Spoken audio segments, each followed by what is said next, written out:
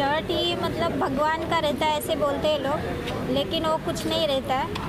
जो जटा रहता है वो काटना चाहिए और बहुत साल इंतज़ार नहीं करना चाहिए इसके लिए। अभी बहुत हल्का लग रहा है, मतलब जट निकालना ही चाहिए क्योंकि तकलीफ़ होती है बहुत, सर वगैरह हिलाने के बाद सोने, इसके लिए खूब तकलीफ होती है। देखिए कि ये जट इतनी बड़े पैमाने पे हमारे समाज में हो सकती है, बम्बई जैसे शहर में हो सकती है, ये हम में से बहुत सारे लोगों ने सोचा भी नहीं होगा। पर नंदिनी जाधव, ये जो महाराष्ट्र अंधश्रद्धा निर्मूलन समिति की पुणे जिले की कार्याध्यक्ष है, उन्होंने अभी तक इस तरीके से 101 महिलाओं को इस तरीके की जो जटें होती है उससे मुक्त किया है।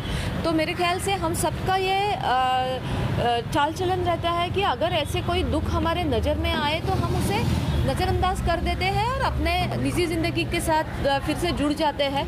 पर मेरे ख्याल से आज के केस के बारे में जो हुआ कि ये जो लड़की थी, उसके शिक्षक थे उसके स्कूल के, वो शिक्षक, उस संस्था के संस्था चालक, उसके घर के लोग, नंदिनी मैम, महाराष्ट्र आनी सर के और सारे कार्यकर्ता, प्रसार माध्यम, ये सब मिलके जुड़ के ये मुद्दा उठाया और लोगों तक भी, आप जैसे लोगों तक भी अब ये पहुंचता रहा है। तो मेरे ख्याल से ये जो चीज़ है कि भगवान के नाम पे लोगों के मन में खौफ फैलाना, डर फैलाना।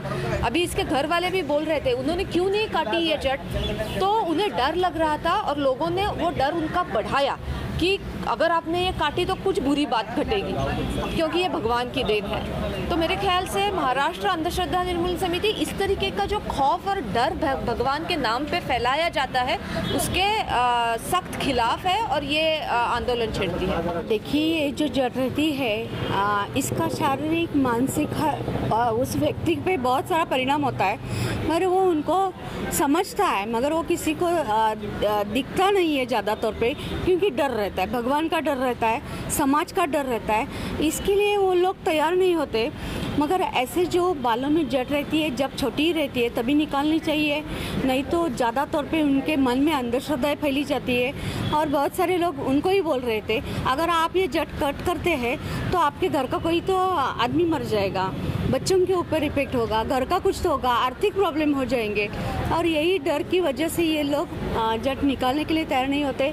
मगर अंधश्रद्धा निर्मूलन समिति की ओर से जहाँ पे कहीं ये लोग दिखाई देते, उन लोगों को काउंसलिंग किया जाता है और काउंसलिंग के माध्यम से हम लोगों को, ऐसा नहीं है 1-2 दिन में काउंसलिंग किया और जट निकालते, ऐसे नहीं होता है। 2-2 साल तक हम लोगों को फॉलोअप करना पड़ा है।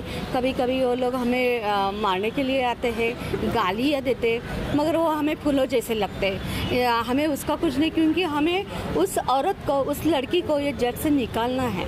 इसलिए अंधश्रद्धा निर्मूलन समिति पूरे महाराष्ट्र में इस तरह का काम करती है।